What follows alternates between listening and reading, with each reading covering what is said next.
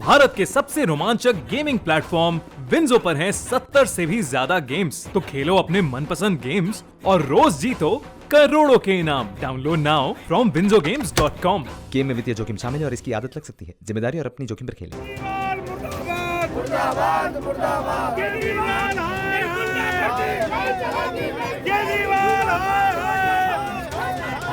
केजरीवाल मुर्दाबाद केजरीवाल हाय केजरीवाल होश में केजरीवाल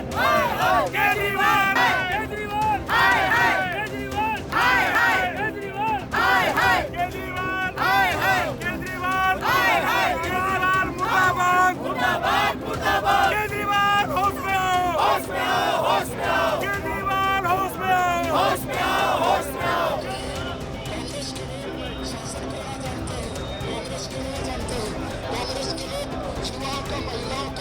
सरकारी कर्मचारियों को जनता के सरकारी कर्मचारी व्यापारियों को आपने जवाब करना, आपने सवाल पूछना। भारतीय जनता केजरीवाल रोजगार दो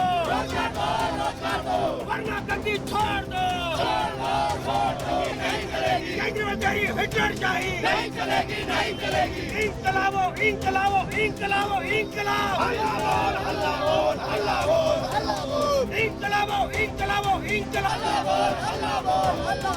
रोजगार दो वरना गद्दी छोड़ दो। देखिए, हम विरोध करने आए हैं जो दिल्ली सरकार की आबाकारी नीति है और इसमें कई ऐसे बिंदु हैं, कई ऐसे प्रश्न हैं जिनको हम उठाने आए हैं। खास तौर से जो उम्र घटाने का निर्णय है, मैं अरविंद केजरीवाल साहब से पूछना चाहता हूं, जिस उम्र को आपने दारू पीने की उम्र बनाया है 21 साल, इस उम्र में बच्चा कॉलेज से पास आउट होता है, स्कूल से पास आउट होता है, और पोस्ट ग्रेजुएशन की बात करें तो 24-25 साल की एज में बच्चा अपनी ग्रेजुएशन पूरी करके एक समझदारी की तरफ बढ़ता है। कांग्रेस पार्टी ने, राजीव जी ने युवाओं को अधिकार दिया था 18 साल में मत देने का, आप अधिकार दे रहे हैं 21 साल में शराब पीने का। ये कहाँ तक उचित है?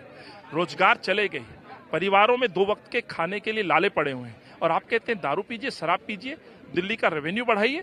रेवेन्यू की आड़ में दिल्ली के युवाओं और देश की जो ताकत है, युवा जो भविष्य है, उनकी जान को जोखिम में डालना, दांव पे लगाना कहां तक उचित है? क्या केवल आपकी जो शिकायत हो वो उम्र घटाने को लेकर के है? क्या कांग्रेस किस बात का विरोध करी? पूरी आबकारी नीति के आप खिलाफ हैं या सिर्फ उम्र घटाने वाले जो फैसले हैं उसके खिलाफ? हम आबाकारी नीति के तहत जो फैसले उनके खिलाफ यहाँ हैं, जिसमें उम्र का एक मामला है। आप कहते हैं हम शराब माफिया पे लगाम लगाएंगे, आप कहते हैं हम सरकारी ठेकों को बंद करेंगे, आप कहते हैं कि शराब माफिया बढ़ गया, तो फेलियर कौन है? 7 साल हो गए। आप कहते थे एक मजबूत मुख्यमंत्री हूं मैं, दिल्ली का बेटा हूं, दिल्ली को नशा मुक्त करूंगा। आप प्राइवेटाइजेशन करके, निजीकरण करके आप उनके हौसले बढ़ा रहे हैं। आपकी सीमाओं पर आपकी चाक चौबंदी नहीं है। तो एक कमजोर मुख्यमंत्री हम देख रहे हैं, दिल्ली से माफी मांगे। आप अपने में सक्षम नहीं है, आप अपनी जिम्मेवारी को झाड़ते हुए आप प्राइवेट लोगों के हाथों में दे रहे हैं और केवल रेवेन्यू को आधार बना रहे हैं। रेवेन्यू के आधार पर आप भविष्य को दांव पे नहीं लगा सकते। सबसे बड़ा विरोध तो हमारा यही है।